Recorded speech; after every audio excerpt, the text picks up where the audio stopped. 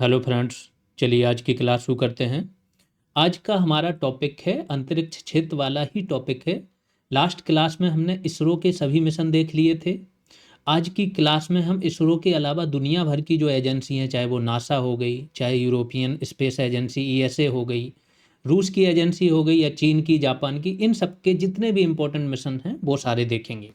पहले क्लास पर आने से पहले एक अनाउंसमेंट है कि आज शाम को 9 बजे ग्रुप कॉल होगी। ग्रुप कॉल कहाँ होगी? टेलीग्राम के पेड ग्रुप में। ठीक है। जो भी अभ्यर्थी एप्लीकेशन पर बैच ज्वाइन कर चुके हैं और अभी तक टेलीग्राम में नहीं जुड़े हैं, ऐसे कम से कम नहीं तो 200 प्लस स्टूडेंट हैं। ये टेलीग्राम ग्रुप है लेखपाल का। ध्यान रखना, इनमें से जैसे ये रिक्वेस्ट पेंडिंग है, उन्हीं स्टूडेंटों की रिक्वेस्ट पेंडिंग है जिन्होंने अपनी स्लिप नहीं भेजी। तो आपको कोर्स स्लिप जरूर भेजनी है जो टेलीग्राम नंबर बताया गया। अगर आपको टेलीग्राम नंबर नहीं मिल रहा है तो मैं दूसरा उपाय बता दे रहा हूँ कैसे आपको भेजना है। जीएस रेवोल्यूशन सर्च करना तो ये वाला ओपन ग्रुप मिल जाएगा आपको टेलीग्राम पर, इसको ज्वाइन कर लेना।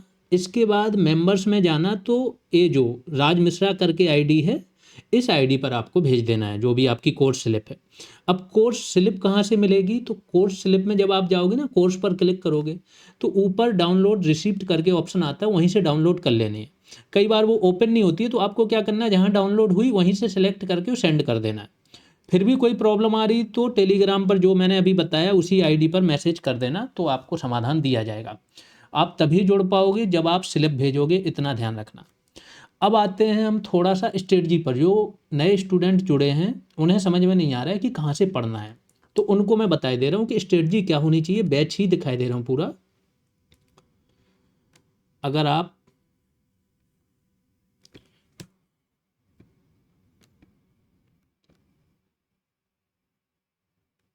बैच पर जाते हो तो ये है कोर्स लेखपाल। देखो जैसे मैंने बोला, लेखपाल में 1042 स्टूडेंट हैं इस टाइम पर। ये आपके सारे फोल्डर बना दिए गए, तो आपको क्या करना है ना, पहले दूसरे फोल्डर से एनवायरनमेंट से शुरू करो। क्लास एनवायरनमेंट की सारी क्लासेज कंप्लीट करो, वीडियो क्लास उसकी पीडीएफ से रिवाइज कर लो। घटना चक्र से उस टॉपिक के आप क्या करोगे, सारे एमसीक्यू सॉल्व कर लोगे। इसके बाद आओगे आप टेस्ट में, तो टेस्ट वाला फोल्डर कहाँ बना हुआ है? Subject wise full test. इसमें एनवायरनमेंट के टेस्ट भी पड़े हुए हैं, डिजास्टर मैनेजमेंट के अलग पड़े हैं। तो एनवायरनमेंट जब आप समाप्त कर लोगे उसके टेस्ट लगा लेना। इसके बाद फिर दूसरा सब्जेक्ट आपको शुरू करना है, डिजास्टर मैनेजमेंट, और यानी कि फर्स्ट वाला फोल्डर, फिर उसके टेस्ट लगा लेने हैं। इतना काम आपको करना है। फिर आना है आपको साइंस एंड टेक पर। या कुछ अभ्यर्थी चाहते हैं तो वो क्या करें, जिस दिन साइंस एंड टेक की क्लास आ रही उस दिन वो क्लास कंप्लीट करें, और बाकी एक क्लास पिछली कंप्लीट करते चलें प्रतिदिन। तो ऐसे आपका कंप्लीट हो जाएगा। ठीक है। तो ऐसे शुरुआत करनी है। जो भी नए अभ्यर्थी हैं, अब क्या है, मैसेज करके पूछते हैं तो वीडियो देख लेना, वहीं से सबके पास तक, इसलिए वीडियो में चीज़ें बताई जाती हैं कि एक ही बार में सबके पास चीज़ें पहुंच जाएं। अब आ जाते हैं अन्य देशों के प्रमुख अंतरिक्ष मिशन। तो दुनिया में सबसे ज़्यादा अंतरिक्ष मिशन कौन चलाता है? नासा। इसके मिशन ऑलमोस्ट चंद्रमा, चंद्रमा पे मैं बताए दे रहा हूँ। पहले इसका था चंद्रमा पर अपोलो मिशन चल रहे थे। अब इसके मिशन कौन से चल रहे हैं? आर्टेमिस नाम से। फिर दूसरा इसका मिशन चलता है मंगल, इसका टारगेट है मंगल ग्रह। मार्स इनसाइड मिशन चलता है इसका। क्यूरोसिटी रोवर नाम से मिशन चलता है। ये जो मैं चीज़ें बता रहा हूँ ये एक्स्ट्रा बता रहा हूँ, इसमें से कम ही इसमें मिलेंगी आपको। जैसे इनसाइड नहीं मिलेगा, क्यूरोसिटी रोवर नहीं मिलेगा। फिर इसका जूनो मिशन जुपिटर पर चलता है। ठीक है, जुपिटर पर भी इसके मिशन चलते हैं। वेरिटास और दाविंसी करके भी इसके मिशन हैं। कमेंट में आप लोग सर्च करके बताना ये किसके लिए है मिशन। ठीक, बाकी इसके जो और मिशन है वो आ जाएंगे। फिर अगर हम आ जाएं रूस की एजेंसी रॉसकॉस्मोस, इसके कौन कौन से मिशन हैं? तो इसके मिशन की बात करें तो इसने चंद्रमा पर मिशन चलाए थे, लूना मिशन करके। हाल ही में इसने लेटेस्ट 1-2 साल पहले लूना 25 भेजा था, यानी कि लूना 1 से लेकर 24 तक मिशन इसके पहले हो चुके थे। लूना 25 में इनको क्या करना था, रोवर उतारना था चंद्रमा के दक्षिणी ध्रुव पर, नहीं उतरा, वो फेल हो गया था, क्रैश हो गया था। ठीक है। फिर तीसरी है यूरोपियन स्पेस एजेंसी, इनके कम ही मिशन होते हैं, सबसे ज़्यादा मिशन आपको नासा के देखना है, ठीक है। फिर चीन के अभी बहुत चल रहे हैं। चीन ने अपनी खुद की अंतरिक्ष स्टेशन बना लिया, स्पेस स्टेशन भी बना लिया। मंगल पर भी वो पहली बार में उसने ऑर्बिटर भी भेज दिया, लैंडर भी भेज दिया, रोवर भी उतार दिया, है ना। तो चाइना बहुत आगे चल रहा है इन सब चीज़ों में, तो चाइना का भी देखेंगे, फिर थोड़े बहुत और देखेंगे करंट से संबंधित चीज़ें। आज की क्लास में ये सब जानने जा रहे हैं। तो नासा ने अपोलो कार्यक्रम, देखो क्या हुआ, 1944 से 45 ले लो, यहाँ पर द्वितीय विश्व युद्ध समाप्त हुआ। जब द्वितीय विश्व युद्ध समाप्त हुआ तो एक ही टीम में लड़ रहे थे यूएसए और यूएसएसआर। लेकिन क्या हुआ, यूएसए ने जापान पर फोड़ दिया परमाणु बम। अब इनकी मजबूरी थी कि एक ही टीम में ये लड़ रहे थे, समझ गए, हिटलर वगैरह को रोकने के लिए। लेकिन दोनों में बहुत अंतर था, दोनों एक दूसरे के विरोधी थे, क्योंकि ये पूंजीवाद समर्थक थे और यहाँ पर आ चुका था साम्यवाद। और साम्यवाद में खास तौर से बोला है कि पूंजीवाद को जड़ से नष्ट करना ही इसका अंतिम लक्ष्य है। किसका? साम्यवाद का। आया ही पूंजीवाद के खिलाफ था साम्यवाद, ठीक है। तो इनकी विचारधारा अलग थी और यूएसए ने क्या किया, जापान सरेंडर करने ही वाला था, कुछ भी बचा नहीं था जापान में, फिर भी इस पर हिरोशिमा और नागासाकी पर परमाणु बम इन्होंने फोड़ दिया। तो यूएसएसआर ने क्या सोचा कि ये हमारे लिए है, ये हमको डराने के लिए, ये जापान का इसमें कुछ लेना देना नहीं है। अब इन्होंने, यूएसए ने पहले परमाणु बम बना लिया तो यूएसएसआर चिंतित होगा, होड़ लग गई। इन्होंने भी 2-3 साल में परमाणु परीक्षण कर लिया यूएसएसआर ने। जब परमाणु परीक्षण कर लिया तो फिर सबसे पहले हाइड्रोजन बम इन्होंने बना लिया यूएसएसआर वालों ने। अब ये सारी चीज़ें क्यों बता रही हैं, क्योंकि ये जो टेक्नोलॉजी, ये कल एडवांसमेंट हो रहा है हर फील्ड में, यही आगे चल के बढ़ेगा अंतरिक्ष की ओर, रॉकेट बनने शुरू हो जाएंगे। अब अंतरिक्ष में यही होड़ होगी कि तुम गए तो हम भी जाएंगे, तुम यहाँ पहुँचे तो हम एक स्टेप आगे जाएंगे, ये चलने लगेगा। तो यही कार्यक्रम आपका शुरू हुआ। सबसे पहले अंतरिक्ष में जाने का कार्यक्रम शुरू किया रूस ने, यूएसएसआर ने।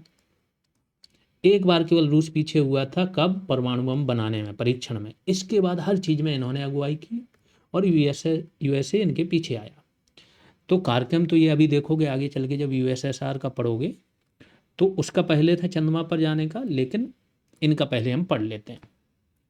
तो मिशनों की यही एक ऐतिहासिक श्रृंखला थी जिसने मनुष्यों को सफलतापूर्वक चंद्रमा पर उतारा एवं उन्हें सुरक्षित रूप से पृथ्वी पर वापस लाया गया। तो समझो, जो हम अभी ऑर्बिटर भेजते हैं ना, वो क्या होता है, ये एक प्रकार से डिवाइस है, टूल्स है। वो गए, अगर वो नष्ट भी हो गए कोई नुकसान नहीं। लेकिन जब हमको यहाँ से कोई लैंडर भेजना है तो हम एक यान भेजते हैं जिसे बोलते हैं अंतरिक्ष यान। रॉकेट पहले उसको ले जाता है उसकी कक्षा में, फिर यान का काम होता है आगे जाके बढ़ना, फिर वो उतारता भी हो, वापस लेके भी आता है यात्रियों को। ये बहुत खतरनाक प्रॉब्लम है। ये टेक्नोलॉजी अभी भी 2 देशों के पास ही है, अभी व्यक्ति चीन ने भी नहीं उतार पाया, है ना। तो वापस लाया, जिसकी परिणति 1969 में अपोलो 11 की ऐतिहासिक चंद्र यात्रा के रूप में हुई। आगे चलते हैं, उपलब्धियां क्या क्या हैं। तो अपोलो 11 जो था, अपोलो के पहले के जो मिशन थे उसमें यात्री ये उतार नहीं पाए थे। जो नील आर्मस्ट्रॉन्ग का नाम सुनते हो वो इसी मिशन में गए थे, अपोलो 11 1969 में। पहला सफल चंद्रमा मिशन था। नील आर्मस्ट्रॉन्ग और बज एल्ड्रिन ये चंद्रमा की सतह पर उतरे, कदम रखा इन्होंने, चहलकदमी की। जबकि माइकल कॉलिंस, मतलब 3 यात्री गए थे, ये केवल कक्षा में बने रहे। इसके बाद 6 और लैंडिंग्स हुई चंद्रमा की, मतलब टोटल 6 लैंडिंग्स हुई। तो अपोलो 11, फिर 12, फिर 14, फिर 15, फिर 16, फिर 17। आखिरी मिशन जो था अपोलो 17 था 1972 में। इसमें अब देखो, अभी तक ये वाला फैक्ट इसको सही से समझना जरूरी है। टोटल 12 यात्री थे जिन्होंने चंद्रमा की सतह पर कदम रखा, जिनमें से 11 कौन से थे, वो सैन्य प्रशिक्षण प्राप्त यात्री थे। जैसे अभी भी गए जो हमारे इंडिया से गए दोनों लोग, एक तो राकेश शर्मा और दूसरे शुभांशु शुक्ला, ये क्या थे, एयरफोर्स से थे, यानी सैन्य प्रशिक्षण कर्मी थे ये लोग। जो एकमात्र भूविज्ञानी थे, वो क्या नाम था इनका, वो थे हैरिसन सिमिट।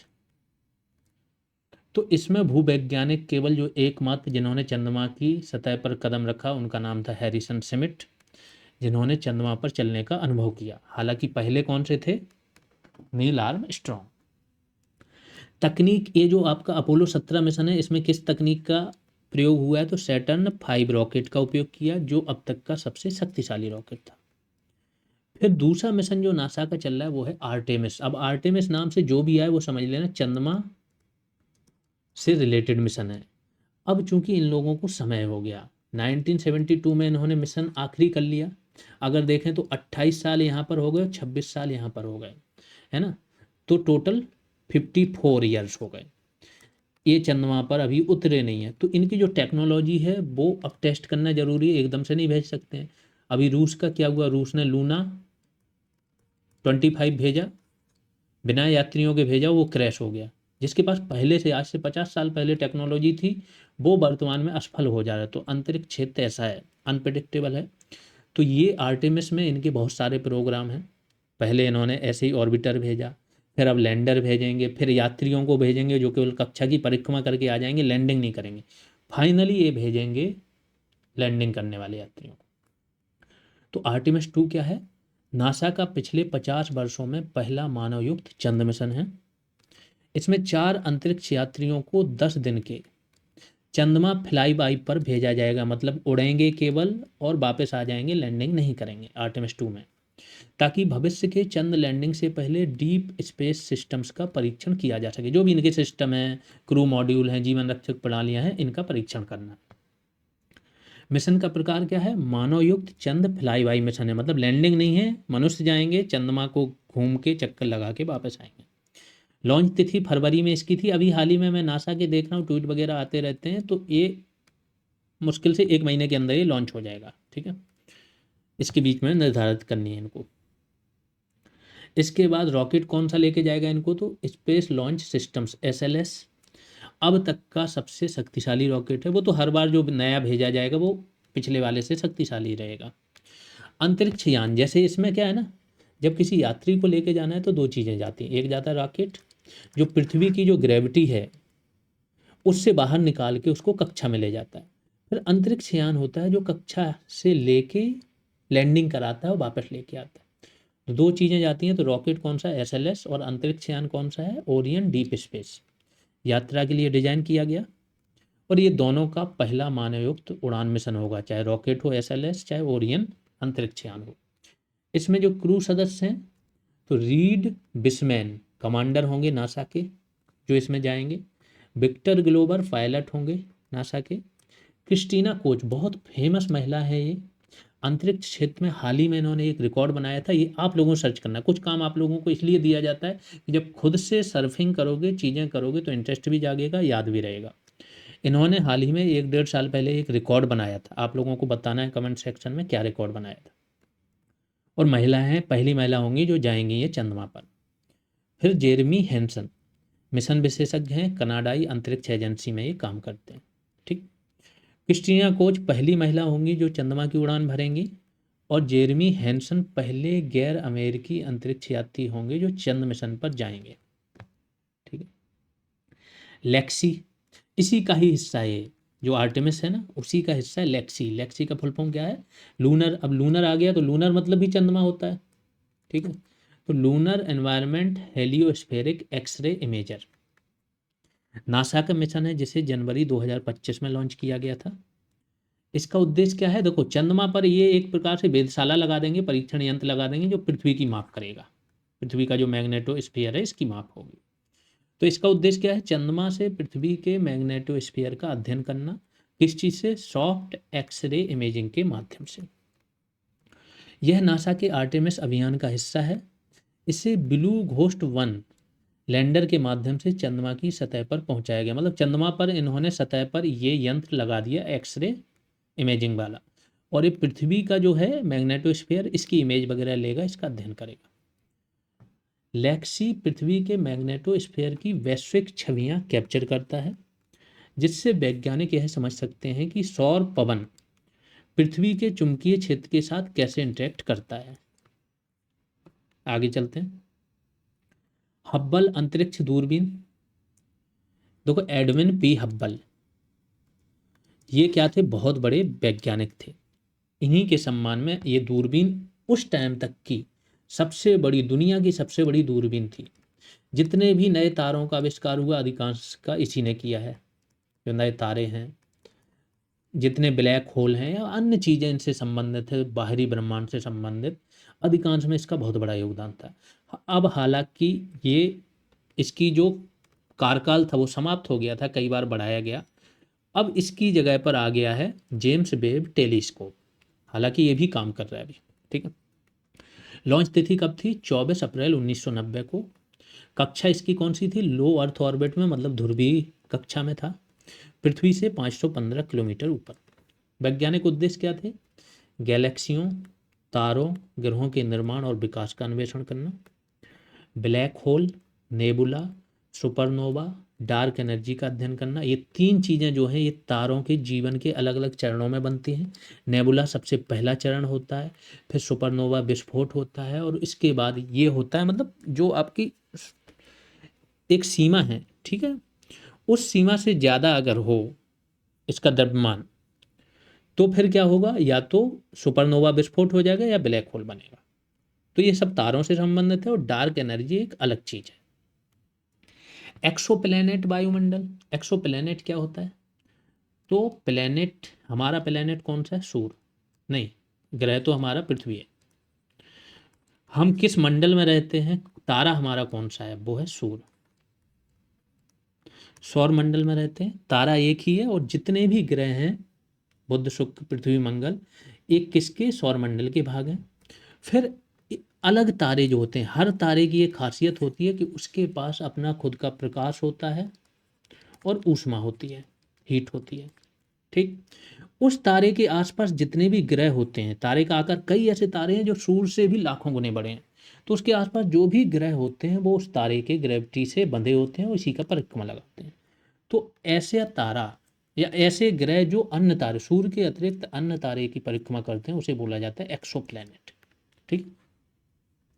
तो एक्सोप्लैनेट का वायुमंडल और दूरस्थ ब्रह्मांडीय घटनाओं का अवलोकन करना, इससे क्या है, हम लोग खोज रहे हैं, लगातार वैज्ञानिक ये खोज रहे हैं कि अगर चलो सौर मंडल में कोई ग्रह ऐसा नहीं मिला जहाँ पर जीवन हो सकता है, तो हम और तारों की ओर बढ़ते हैं, किसी तारे का कोई ऐसा ग्रह हो जहाँ पर जीवन संभव हो, तो इन सब की खोज चल रही है। मुख्य खोजें क्या है? गैलेक्सी के केंद्र में सुपर मैसिव ब्लैक होल, इसने जो खोजें की उसकी बात हो रही है। ठीक, हब्बल टेलीस्कोप ने। तो गैलेक्सी जो है हमारी, उसके केंद्र में मिल्की वे गैलेक्सी है हमारी, ठीक है, तो उसके केंद्र में एक सुपर मैसिव ब्लैक होल है, इसकी उपस्थिति की इसने पुष्टि की। ब्रह्मांड के विस्तार की दर निर्धारित करने में इसने मदद की, और डार्क एनर्जी के लिए प्रमाण इसने दिया कि दुनिया में डार्क, ब्रह्मांड में डार्क एनर्जी भी मौजूद है। अगला टेलीस्कोप जो मैंने बोला है कि इसी की जगह आया, उसका नाम है जेम्स वेब स्पेस टेलीस्कोप। दुनिया की सबसे शक्तिशाली अंतरिक्ष वेधशाला है ये इस टाइम पे। 25 दिसंबर 2021 को इसे छोड़ा गया था, लॉन्च किया गया था। लॉन्च वाहन एरियन 5 रॉकेट था। लॉन्च स्थल क्या था? फ्रांस की ही एक कॉलोनी अभी भी है दक्षिणी अमेरिका में, फ्रेंच गुयाना, यहीं पर इनका एक स्पेस लॉन्चिंग स्टेशन है, वहाँ से इसे छोड़ा गया था, फ्रेंच गयाना। कक्षा सन अर्थ लैग्रांजे पॉइंट पर इसको स्थापित किया गया है। जो मैंने बोला L1 पर तो आदित्य है, L2 पर ये है, पृथ्वी से लगभग 1.5 मिलियन किलोमीटर दूर है। इसके बाद साझेदार, इसमें कौन कौन साझेदार हैं? तो नासा भी है, यूरोपियन स्पेस एजेंसी ईएसए है, और कनाडा की भी स्पेस एजेंसी है। उद्देश्य क्या है? बिग बैंग थ्योरी अगर आप लोगों ने पढ़ी होगी ज्योग्राफी में, या ज्योग्राफी की क्लासेज जब मिलेंगी बहुत डिटेल में पढ़ाई जाएगी, ठीक है। इसमें क्या हुआ था? विस्फोट हुआ था, एक सुपरनोवा विस्फोट हुआ था, उसी से सारे तारे, सारे ग्रह बने थे, ऐसा माना जाता है, ठीक है। क्षुद्र ग्रह जो भी है सब कुछ इसी सुपरनोवा विस्फोट से बने, ठीक। तो ये बोल रहे हैं कि बिग बैंग के बाद पहली गैलेक्सियों के निर्माण का अध्ययन इसके द्वारा किया जाना, ये इसका उद्देश्य है। दूरस्थ नेबुला में तारों और ग्रहों के निर्माण का अवलोकन करना, डार्क मैटर और डार्क एनर्जी और ब्रह्मांडीय विकास की जांच करना, ये इसके उद्देश्य है। अब तक इसने खोज क्या की? तो डीप, इसने तो ब्लैक होल तक की भी पिक्चर भेज दी है पृथ्वी पर, ये बहुत अच्छा काम कर रही है ये। एक प्रकार से ये दूरबीन है, ध्यान रखो, एक प्रकार से दूरबीन है, और भी अन्य यंत्र इसमें लगे हैं। डीप फील्ड इमेजेज कैप्चर की, जिसमें हजारों गैलेक्सियां दिखाई देती हैं। एक्सोप्लैनेट वायुमंडलों में जलवाष्प और CO2, कार्बन डाइऑक्साइड का पता लगाया। हब्बल स्पेस टेलीस्कोप का ये उत्तराधिकारी है। फिर नासा का एक मिशन है वायेजर मिशन। वायेजर 1 और वायेजर 2 दो यान गए थे। दुनिया में सबसे ज़्यादा दूरी तय करने वाले ये यान हैं। अब ये जो कुइपर बेल्ट है उसको पार करके ना और ब्रह्मांड में चले गए हो, अभी तक डेटा भेज रहे हैं। ठीक है, तो नासा के मतलब यहाँ से गए, अभी चलो इसमें बताते हैं। नॉर्मली गए थे बृहस्पति और शनि के लिए, फिर आगे बढ़ गए तो अरुण वरुण उसको पार करके कुइपर बेल्ट पार कर चुके हैं। नासा के वायेजर मिशन में दो अंतरिक्ष यान शामिल हैं, वायेजर 1 और वायेजर 2, जिन्हें 1977 में बाहरी ग्रहों का पता लगाने के लिए छोड़ा गया था। अब वे क्या है, अंतर तारकीय अंतरिक्ष में यात्रा कर रहे हैं, अन्य तारों के बीच में पहुंच गए, जिससे वे मानवता के सबसे दूरस्थ और स्थायी खोजकर्ता बन गए। मूल रूप से किस लिए छोड़ा गया था इनको? बृहस्पति का अध्ययन, फिर आगे बढ़ के शनि का अध्ययन करने के लिए।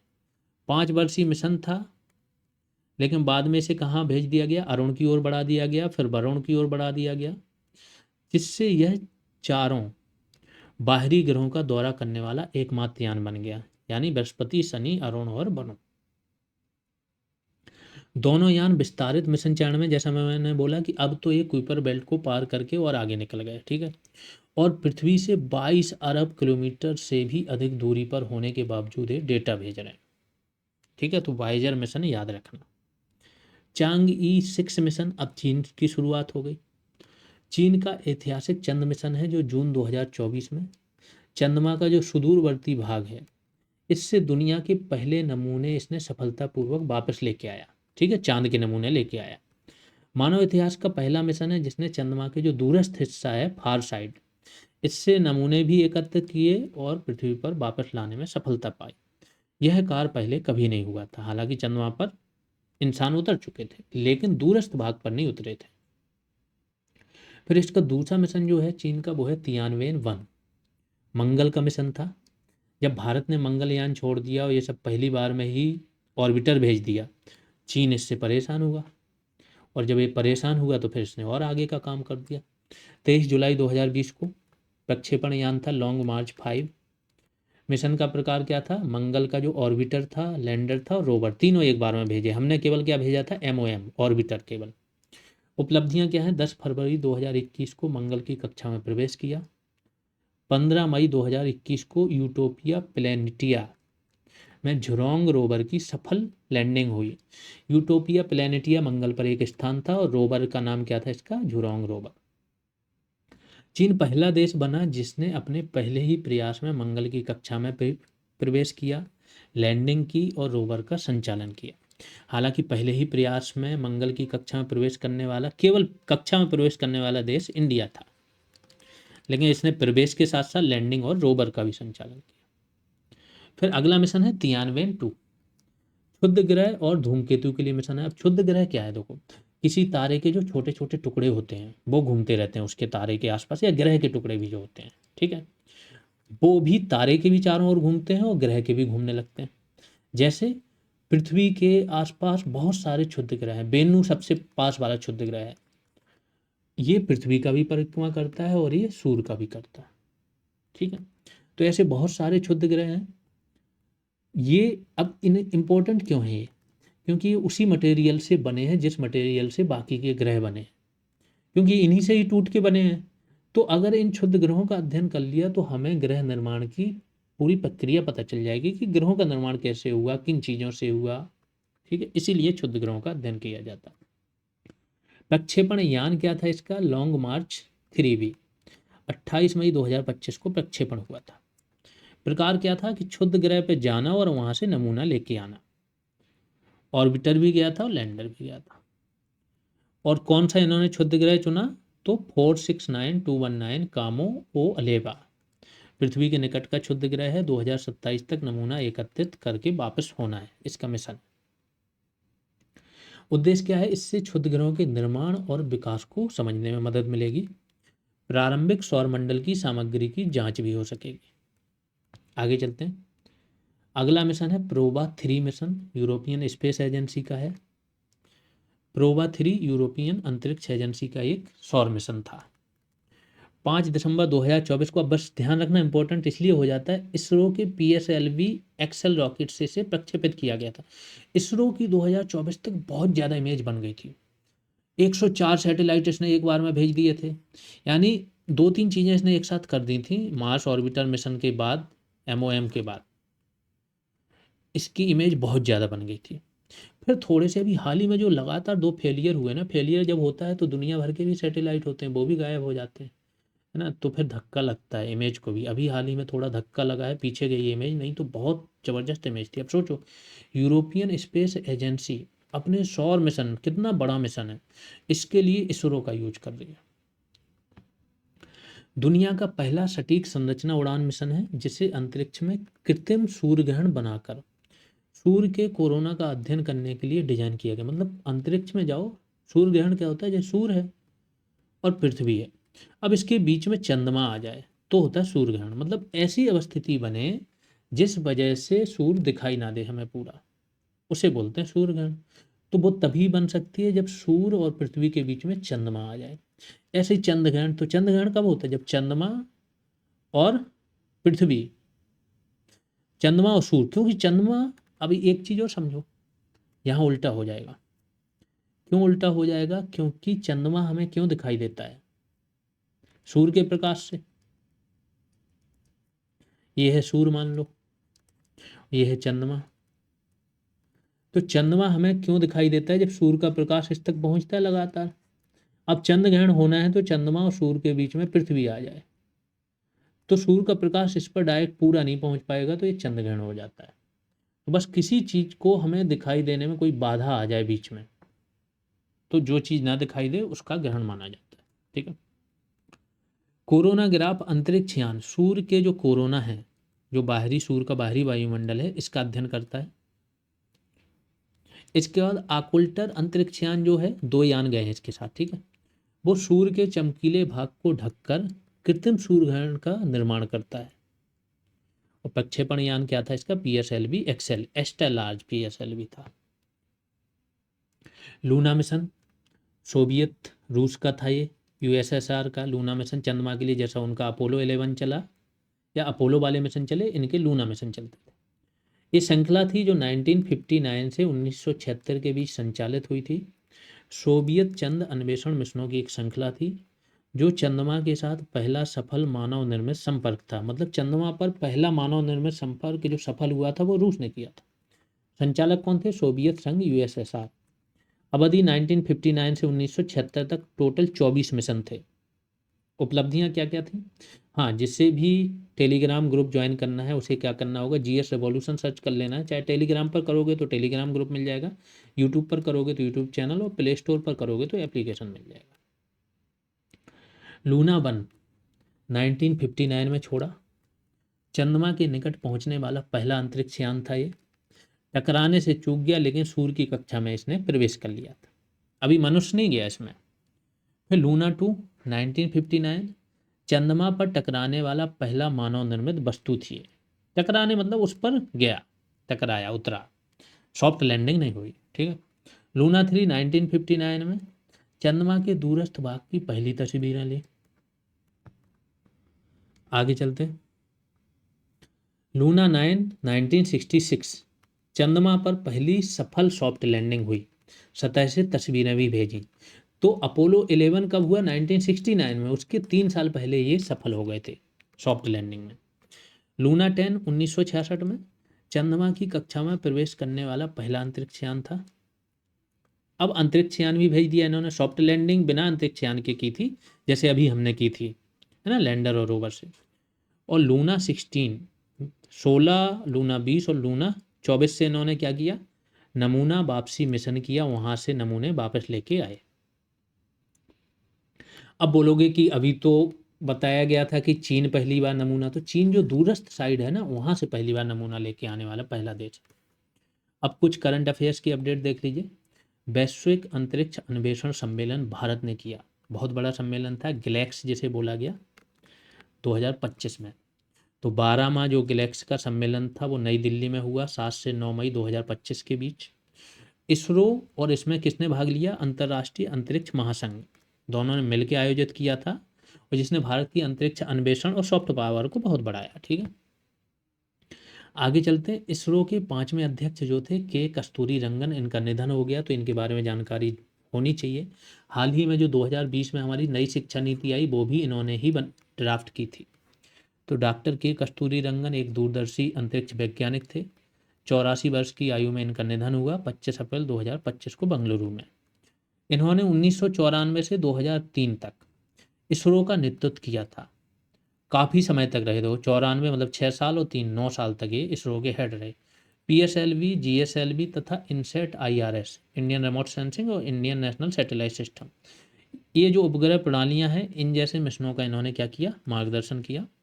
2000 में इन्हें पद्म विभूषण मिला था, जो द्वितीय सबसे बड़ा सम्मान है वो 2000 में ही मिल गया था इनको। फिर एक गैया मिशन है, ESA का था, यूरोपियन स्पेस एजेंसी का। इसने 2013 में इसे लॉन्च किया गया था। इसने अपना ऑपरेशन 27 मार्च 2025 को समाप्त कर दिया है। अब इसने किया क्या है, काम क्या किया, तो 2 अरब तारों का मानचित्रण किया है, जिससे जो हमारी गैलेक्सी है ना वो है मिल्की वे, इसकी संरचना और विकास की हमारी समझ में क्रांति आई। अंतिम डेटा जो जारी होगा वो 2030 तक होगा। और यहाँ पे ये वाला करंट समाप्त हो गया। अगला है स्काई रूट ने। स्काई रूट भारत का एक स्टार्टअप है अंतरिक्ष क्षेत्र का, और बहुत बड़े बड़े काम कर रहा है। ठीक है, सफलतापूर्वक कलाम 100 इंजन का परीक्षण किया। यह विक्रम, अब इंजन है एक, जैसा मैंने बोला किसी रॉकेट में 2-3 प्रकार के इंजन लगते हैं। एक लगेगा सॉलिड फ्यूल वाला, दूसरा लिक्विड वाला, तीसरा क्रायोजेनिक वाला, और अन्य फ्यूल भी हम टेस्टिंग कर रहे हैं। तो अलग अलग इंजन होते हैं, अलग अलग काम होते हैं।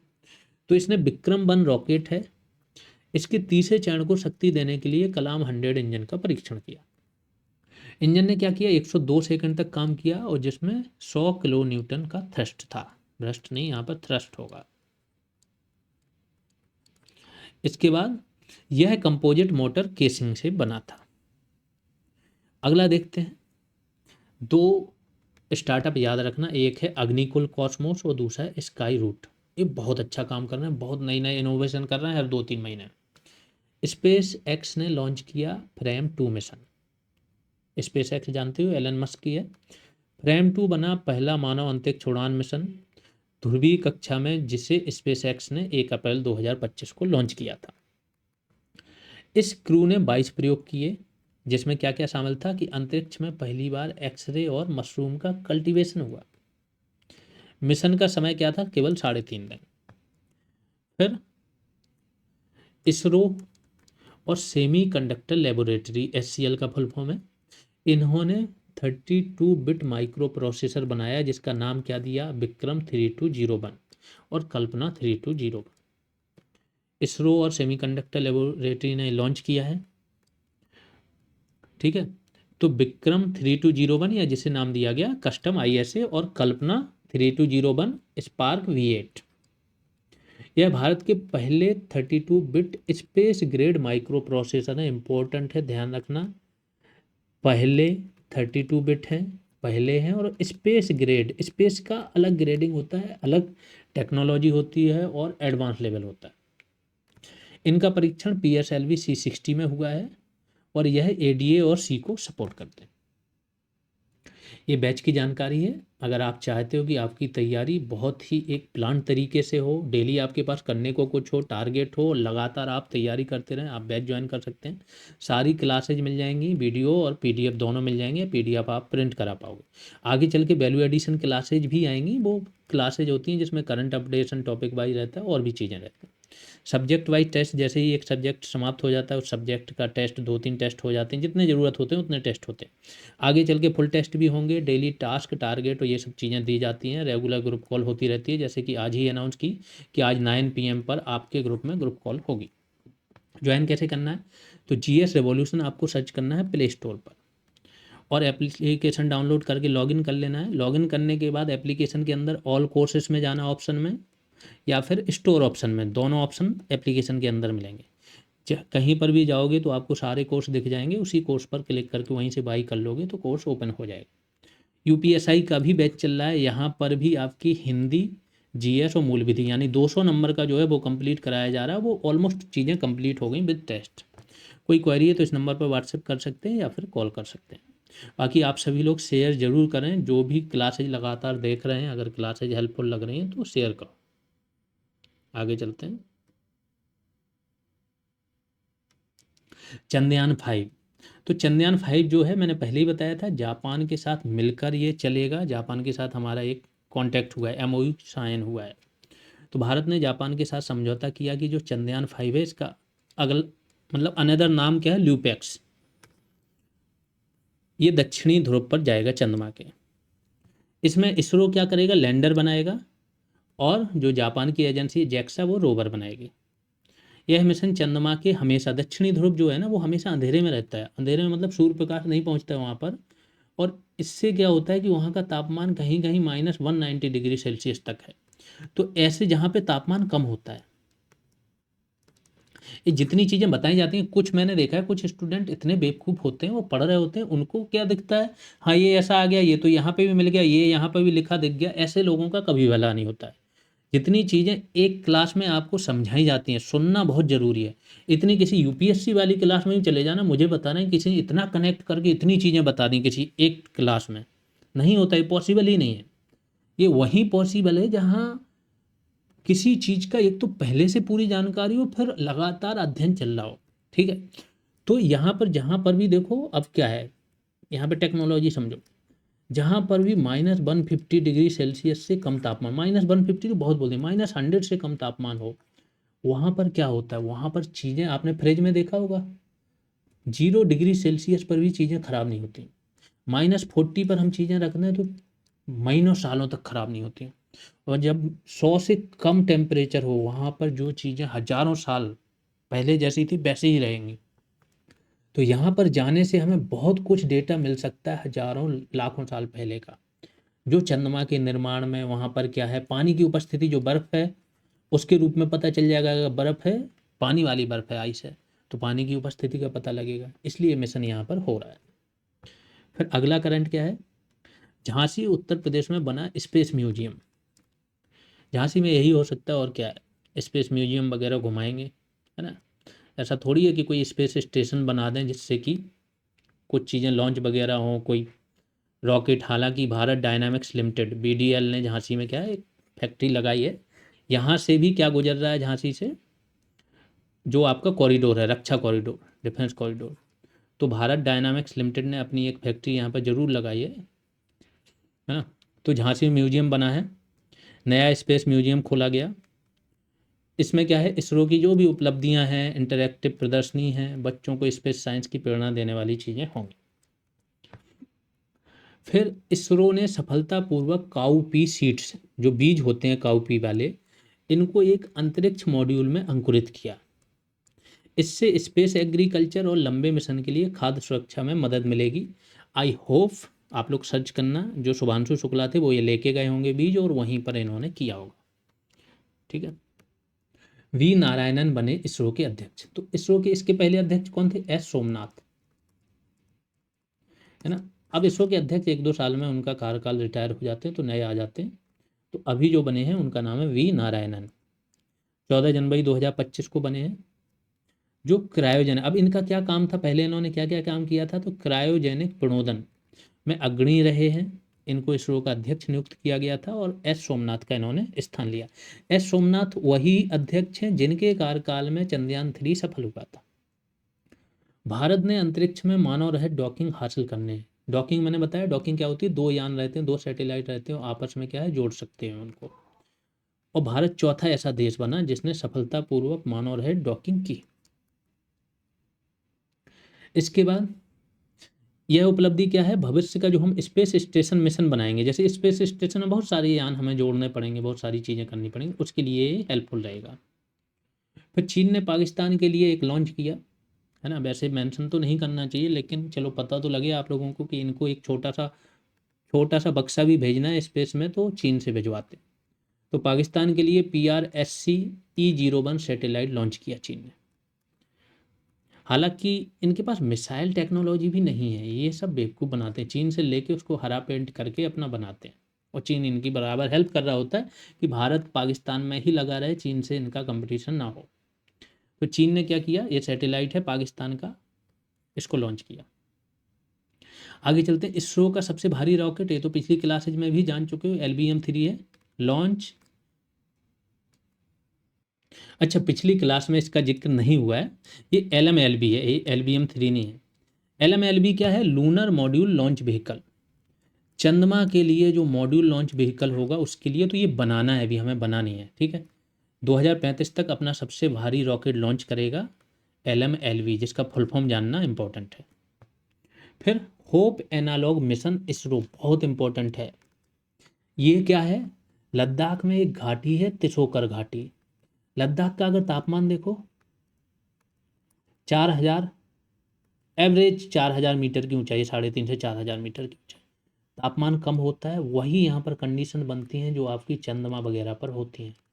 तो मैक्सिमम कंडीशन फुलफिल होती हैं, कुछ हम कृत्रिम रूप से बना देते हैं जिससे हम अंतरिक्ष यात्रियों को प्रशिक्षण दे सकें, सारी चीज़ें कर सकें, जिससे जब वो नई जगह पे जाएं चंद्रमा वगैरह पर, तो या यानों की टेस्टिंग कर लेते हैं। तो यान वगैरह हमें कोई लैंडिंग करना है तो उसकी मटेरियल की टेस्टिंग हो गई कि उतने कम तापमान में काम करेगा नहीं करेगा, वो सारी चीज़ें। तो इसके लिए हमने यहाँ पर चीज़ें बनाई हैं होप एनालॉग मिशन, ताकि भविष्य के चंद अभियानों के लिए मानव जीवन समर्थन प्रणाली का परीक्षण किया जा सके। फिर मॉरिशस में उपग्रह ट्रैकिंग स्टेशन बनाएगा कौन, भारत। तो भारत सरकार ने मॉरिशस में, अब मॉरिशस क्या, भारतीय मूल के लोग ही गए थे, अंग्रेज इनको लेके गए थे क्या करने, गिरमिटिया मजदूर बना के, है ना, ऐसे लोग थे जो परमिट को गिरमिट बोलते थे, ठीक है। तो गिरमिटिया मजदूर पूरा एक सिस्टम था। तो भारतीय मूल की जनसंख्या है, और इनके जो PM वगैरह भी होते हैं, राष्ट्रपति, वो भी भारतीय बिहार के ही होते हैं, भोजपुरी बोलते हैं, ठीक है। तो भारत सरकार ने मॉरिशस में एक उपग्रह ट्रैकिंग स्टेशन स्थापित करने के लिए समझौता किया, जिससे हिंद महासागर क्षेत्र में अंतरिक्ष सहयोग मजबूत होगा। हिंद महासागर क्षेत्र में भारत की एक पहल चलती, सागर,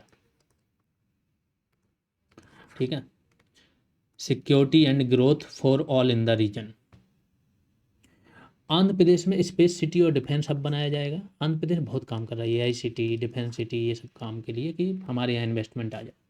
तो आंध्र प्रदेश के मुख्यमंत्री ने स्पेस सिटी और 2 डिफेंस हब्स की स्थापना की घोषणा की, ताकि एरोस्पेस और रक्षा नवाचार को बढ़ावा मिल सके, ठीक है। यहाँ पर आज की क्लास समाप्त होती है। आप लोग शेयर जरूर करें, हर उस व्यक्ति तक ये क्लासेज जरूर पहुँचाएं जो लेखपाल की तैयारी कर रहा है। अभी के लिए इतना ही, धन्यवाद।